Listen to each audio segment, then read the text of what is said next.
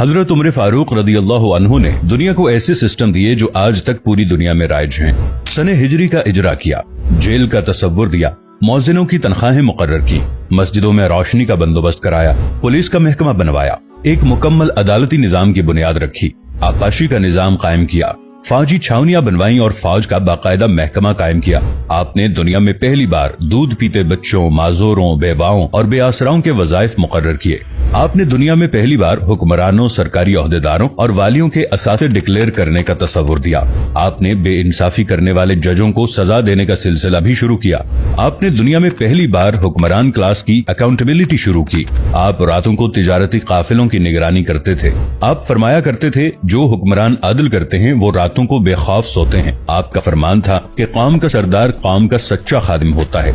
आपकी मोहर पर लिखा था, उमर नसीहत के लिए मौत ही काफी है। आपके दस्तरखान पर कभी 2 सालन नहीं रखे गए। आप जमीन पर सर के नीचे ईंट रखकर सो जाते थे। आप सफर के दौरान जहां नींद आ जाती थी, किसी दरख्त पर चादर तान कर साया करते और सो जाते और रात को नंगी जमीन पर दराज हो जाते। आपके कुर्ते पर 14 पैबंद थे और इन पैबंदों में एक सुर्ख चमड़े का पैबंद भी था। आप मोटा खुरदरा कपड़ा पहनते। आपको नर्म और बारीक कपड़े से नफरत थी।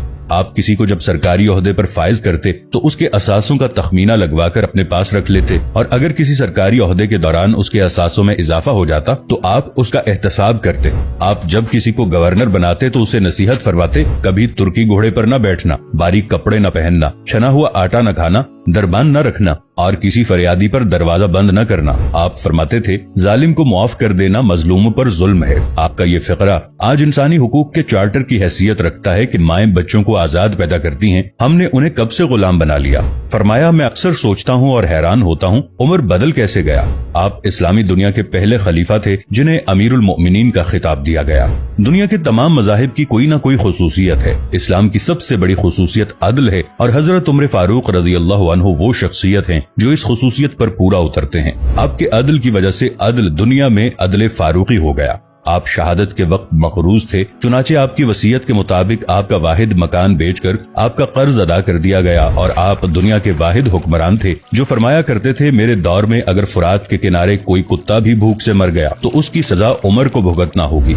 आपके अदल की ये हालत थी। आपका इंतकाल हुआ तो आपकी सल्तनत के दूर दराज इलाके का एक चरवाहा भागता हुआ आया और चीख कर बोला, लोगों, हजरत उमर फारूक रदियल्लाहु अन्हु का इंतकाल हो गया। लोगों ने हैरत से पूछा, तुम मदीने से हजारों मील दूर जंगल में हो, तुम्हें इस सानहे की इत्तला किसने दी। चरवाहा बोला, जब तक हजरत उमर फारूक रदियल्लाहु अन्हु जिंदा थे मेरी भेड़ें जंगल में बेखौफ फिरती थीं और कोई दरिंदा उनकी तरफ आंख उठाकर नहीं देखता था, लेकिन आज पहली बार एक भेड़िया मेरी भेड़ का बच्चा उठाकर ले गया। मैंने भेड़िया की जुर्रत से जान लिया कि आज दुनिया में हजरत उमर फारूक रदियल्लाहु अन्हु मौजूद नहीं है। हजरत उमर फारूक रदियल्लाहु अन्हु ने अपने दौर में जिस जिस खित्ते में इस्लाम का झंडा भिजवाया वहाँ से आज भी अल्लाहु अकबर की सदाएं आती हैं। वहाँ आज भी लोग अल्लाह के सामने सजदा करते हैं। दुनिया में अलेक्जेंडर का नाम सिर्फ किताबों में सिमट कर रह गया है, जबकि हजरत उमर फारूक रदियल्लाहु अन्हु के बनाए निजाम दुनिया के 245 ममालिक में आज भी किसी न किसी शक्ल में मौजूद हैं।